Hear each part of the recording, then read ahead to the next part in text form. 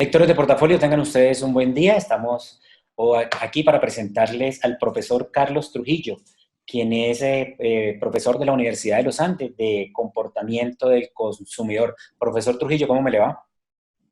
¿Cómo está, Pedro? Mucho gusto, muy bien. Bueno, hoy vamos a hablar, profesor Trujillo, de la innovación en tiempos de coronavirus, en tiempos de pandemia, algo que pues suena muy fácil, pero creo que es muy difícil hacerlo. ¿Es así o no es así?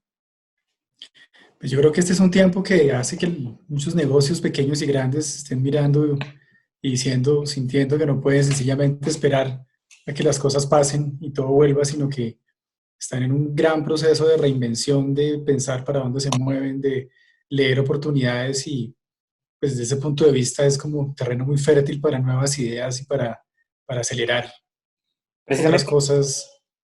precisamente la gente que pues como ustedes, aprovechan estas crisis para como momento de oportunidades, ¿no? Lo ven más como eso, ¿no? Pues es que pues, lo son, digamos, más allá de una retórica de que toda crisis es una oportunidad, que eso por supuesto que es cierto, pues los negocios hoy lo están viviendo y creo que todos como consumidores lo hemos sentido, que nos llegan ofertas que no teníamos, nos llegan alternativas que antes no estaban, llegan a nuestra casa cosas que antes no llegaban. Entonces eso es muy interesante, que esa dinámica es realmente la que va a ayudar a que la economía empiece a levantar más rápido de lo que muchos esperan. ¿Qué es más fácil? ¿O qué es más fácil no? ¿O qué, digamos, cambiar de línea de, vamos a hablar de un negocio, ¿qué es más fácil? ¿Que una persona cambie de línea de negocio o trate de reinventarse dentro del mismo negocio? Es una pregunta difícil. Yo creo que lo importante acá es, sea un nuevo negocio, o sea, una extensión de la línea que ya se tiene, lo clave es que en este instante todos los empresarios pequeños y grandes tengan, digamos, la sensibilidad para ver dónde hay la posibilidad de generar valor y qué pueden estar ofreciendo, entendiendo, digamos, lo que la gente tiene miedo, entendiendo una dinámica de bajo contacto que va a permanecer bastante tiempo. Entonces, al pasar menos tiempo en los centros comerciales, cuando tengamos, digamos, solo una ocupación de 30% de centros comerciales, pues hay un 70% que igual va a estar buscando una serie de cosas. Entonces, ¿cómo se puede entrar? ¿Cómo se puede aprovechar un pedazo de esas necesidades que van a quedar mal cubiertas y que antes estaban aparentemente pues, mejor cubiertas? Pues esa sensibilidad en ese análisis creo que sería clave para todo tipo de negocio. Ya, en el momento, ¿cuáles son las innovaciones que usted más, que ha visto en el país desde que se generó la pandemia y, digamos, desde que comenzó el aislamiento? Hemos visto, por ejemplo, la cuestión de los tapabocas. Hay muchas empresas que se están yendo hacia los tapabocas, ya que es una prenda obligatoria y que va a ser, y se van a necesitar millones de ellas. Los restaurantes están con sus domicilios. ¿Qué otros negocios ha visto usted que se han reinventado durante la pandemia? Pues fíjese que, por ejemplo, hablando de lo que empieza solamente como con la necesidad de tapabocas y guantes, ahora empieza a aparecer lo que uno puede llamar el corona fashion, no sé. Entonces son diseños diferentes, diferentes tipos de prendas, hay una nueva manera de vestir y de interactuar con base en una necesidad de seguridad pues que antes no estaba. Entonces se lleva más lejos a diferentes tipos de prendas, a diseños diferentes. Entonces aparece la simbología social, aparece esta diferenciación más allá de lo puramente utilitario. Eso es muy interesante en el caso de los tapabocas. Eh, los modelos de distribución, por ejemplo, se están moviendo muchísimo, mucho más locales. Las redes sociales se están moviendo mucho más en la manera en que digamos, por boca a boca la gente conoce de lo que hace uno, de lo que hace el de más allá. Eh, en temas de empaque, lo cual es preocupante desde el punto de vista ambiental, pero necesariamente que, digamos, restaurantes que tienen unos estándares de servicio determinados que no hacían domicilios, ahora tienen que pensar en el servicio de una forma distinta como lo hacían cuando la gente iba al restaurante. Eh, entonces hay nuevos conceptos de servicio, nuevos conceptos de entrega, nuevos conceptos de distribución, y pues muchos estarán pensando además en formas diferentes de comercialización. Usted hoy en día se puede pedir a la casa una cantidad de cosas que antes no se pedían, todo tipo de muebles, todo tipo de accesorios para el hogar, de ferretería, ahora todo tiene que llegar.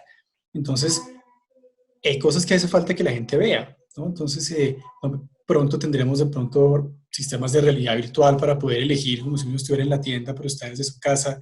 En esto la tecnología además empieza a jugar un rol acelerado, facilitando estas formas de comercialización, de exhibición, haciendo más digamos, más evidentes las propuestas de servicio de valor que tienen todos estos productos. Ya. Como le decía al principio, la innovación es mucho más fácil decirla, hablarla que llevarla a cabo, pues para la mayoría de la gente. Pero hay una cuestión teórica de qué debe hacer una persona para tratar de innovar, unos pasos específicos. Pues hay mucha literatura, por supuesto, sobre innovación, pero digamos, pues aquí no es complicado resumirla, pero la base de todo, la clave es un entendimiento de las empresas de cómo pueden generar valor. Digamos que lo que no es aconsejable es salir un poco de forma desesperada a tratar de hacer alguna transacción o algún negocio sin pararse a entender, bueno, realmente cuáles son las oportunidades y cómo la coyuntura está generando, como decía, la insatisfacción de ciertas necesidades y desde lo que se hace como empresa, negocio, pequeño, grande, ¿cómo se puede responder?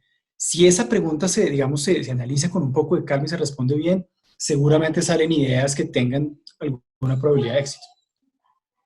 ¿Hay algún sector en Colombia específico que usted vea que durante esta pandemia, durante este tiempo de crisis, no se ha reinventado, se ha quedado como en shock, como que no, usted dice de pronto, les hace falta esto, no lo han hecho, se quedaron quietos? Y una pregunta difícil, pero tal vez, no sé si, no tengo los datos completos, estamos hasta ahora tratando de generar información sobre esto, pero yo creo que el turismo está un poco quieto, está muy a la expectativa.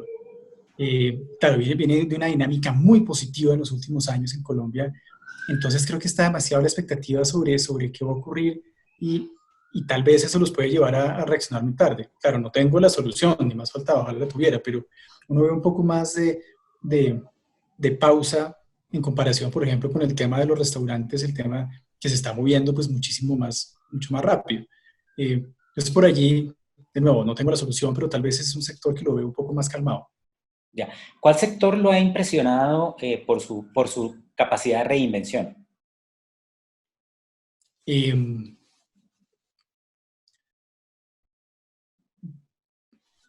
yo creo que el de la moda se está moviendo bastante rápido. O sea, fue muy, nueve marcas que muy rápidamente se metieron en el tema de los tapabocas, se metieron en el tema de diferentes opciones de chaquetas que se están tratando de capturar rápidamente esa posibilidad, digamos, de cambio en el vestuario y de forma de distribución.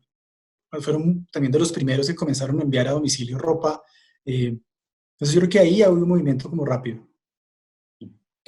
En el mundo, ¿qué lo ha impresionado? En estos momentos en que todos estamos casi que en las mismas.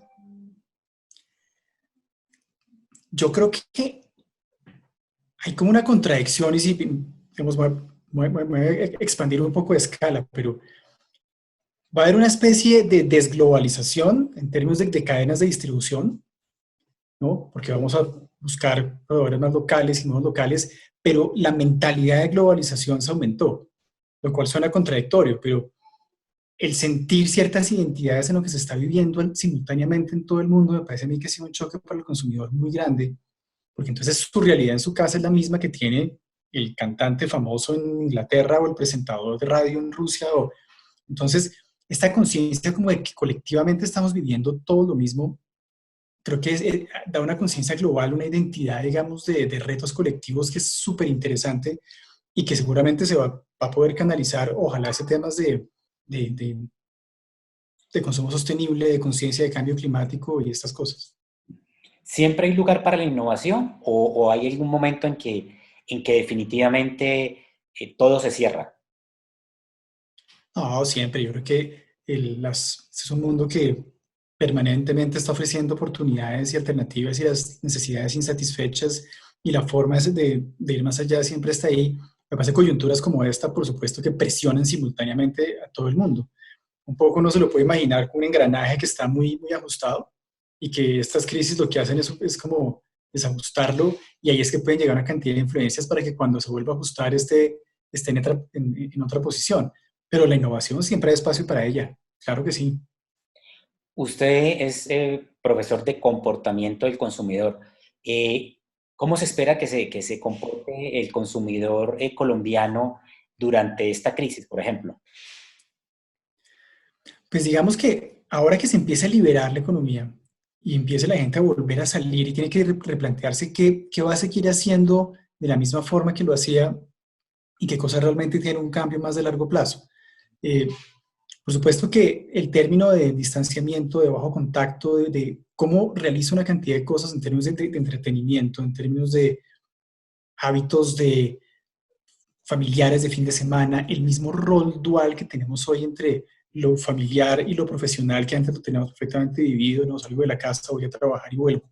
Esa redefinición de roles va a generar unos replanteamientos muy interesantes de los significados de muchos productos, de los significados de muchos servicios, de la valoración que se le da a diferentes actividades. Y en la medida que el miedo vaya pasando, digamos, entonces pues ahora nos visualicemos en 3 meses saliendo en plan familiar, todos con nuestro tapabocas, todo con nuestra pinta, digamos, de aislamiento. ¿Hacer qué? ¿Cómo? ¿En dónde vamos a comer? ¿Cómo va a entrar la dinámica de entretenimiento? Entonces, inclusive podemos ver cosas más adelante, diseños que esto se extiende mucho, por ejemplo, diseños de casas y apartamentos que tienen que tener en cuenta un espacio de trabajo, cosa que hoy, digamos, no es así.